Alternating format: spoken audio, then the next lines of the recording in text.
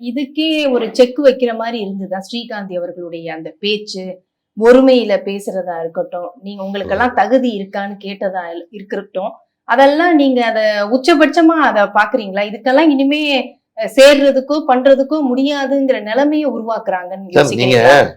தொடர்ச்சியா நடந்த ஈவென்ட்ஸ் அப்படியே ரீகலெக்ட் பண்ணீங்கன்னா உங்களுக்கே இது புரிய வரும். துவக்கத்தில் என்னுடைய பெயரை பயன்படுத்தக்கூடாதுங்கிறாரு, ஒட்டுக்கேட்பு கருவி வச்சாங்க அப்படின்னு சொல்றாரு, டெல்லியில் சென்று சிபிஐ விசாரிக்க வேண்டும் என்று ஒரு புகாரை கொடுக்குறாங்க. நல்லா யோசிச்சு பாருங்க. அதற்கு பிறகு ஸ்ரீகாந்தி அவர்கள் மிக கடுமையான வார்த்தைகளை பேசுறாங்க.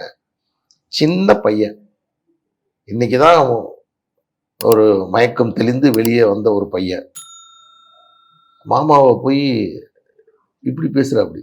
அந்த மாமா அந்த பையனுக்கு என்னெல்லாம் செஞ்சிருப்பாருங்கிறது அவங்க குடும்பத்துக்கு தெரியும். அதே தானே இப்ப ஐயா கேக்குறாரு, என் மகனா நான் அன்புமணிக்கு என்ன செஞ்சிருக்கேங்கிறது எல்லாருக்கும் தெரியும்னு. இந்த வழி தானே அங்கேயும். இல்ல தப்பு கிடையாது.